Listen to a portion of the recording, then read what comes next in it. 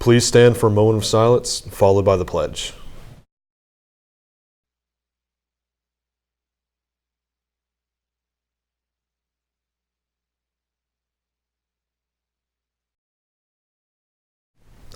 And now the pledge. I pledge allegiance to the flag of the United States of America and to the republic for which it stands, one nation, under God, indivisible, with liberty and justice for all. Welcome back, Wildcats, to this January 28th edition of the Daily Growl. I'm your very own Lucas Allen Cox. And I'm Joel Griffiths. Happy Data Protection Day. How much information about you is freely available to strangers? How much access do you grant social networks to your likes, hobbies, and personal information? Data Privacy Day encourages you to ask these kinds of questions and to look after, value, and protect your privacy. On this day in history, 1956, the young country rock singer Elvis Presley makes his first ever television appearance on television in the musical variety program Stage Show, singing Heartbreak Hotel. Thank you very much. That was good. For Literacy Week, we thought it'd be cool to share a fact each day about reading, so here's today's installment. A recent study found that reading 6 minutes a day reduces stress by 68%. Reduce your stress today. Be literate. Speaking of writing on the page, the weather today here will be mostly sunny with a high of 65 and a low of 42 with a 0% chance of rain.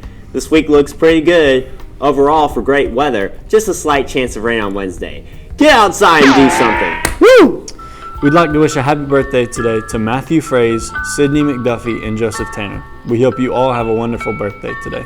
If you are a current 10th or 11th grade student with 2 business classes and have a 2.5 GPA or better, you may be interested in working on campus at Florida Blue. See Ms. Sharko in guidance to pick up an application and be a part of the Florida Blue team.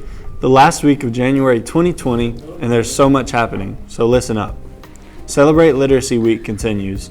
Today for Literacy Week, everyone should be dressed like a character from a book, and you can do Kahoot at lunch. Wednesday, you should wear camo, and then we'll hunt for a good book. Throw in some Wildcat word bingo at lunch. Boys soccer has a home match versus Interlochen at 4, so be there. Girls basketball heads to Stanton. Good luck, girls. Thursday, you'll need to dress like a tacky tourist and play board games at lunch.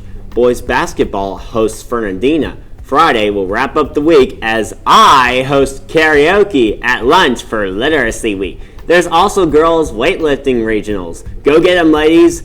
And boys basketball versus Oakleaf here at home. And girls basketball heads to Ridgeview. That'll wrap up January. So plan accordingly and visit bakerk12.org/BCHS and click on the calendar for a full schedule, or follow Daily Growl TV on Twitter, Instagram, and Facebook to stay in the know. Speaking of calendars, any History Club member wanting to attend the field trip to the Olustee Festival on February 14th needs to see Mr. Hartley or Miss Garber. The deadline is February the 7th. Seniors, Joel, that includes me too, on January 31st, that's this Friday, you will be voting for superlatives in the Media Center. Time to get witty. Riddle Me Monday must have been too easy. If 11 plus 2 equals 1, what does 9 plus 5 equal? There were 17 classes that got it correct, and it has everything to do with time. Congrats to Miss Cushenberry's class for chiming in first. The answer was 2 o'clock. Congrats to all of you who got it correct, and we'll do another this week in honor of Celebrate Literacy Week. Today for lunch, you have the option of crunchy chicky tenders with corn muffin, grilled chicky, Caesar wrap, cheesy pizza slice, or beef/sausage penne with breadstick. Stay tuned for a message from our superintendent, Miss Sherry Rollerson, right after today's show. That's it for today. We hope you have a terrific Tuesday, Wildcats. We'll see you tomorrow. God bless y'all.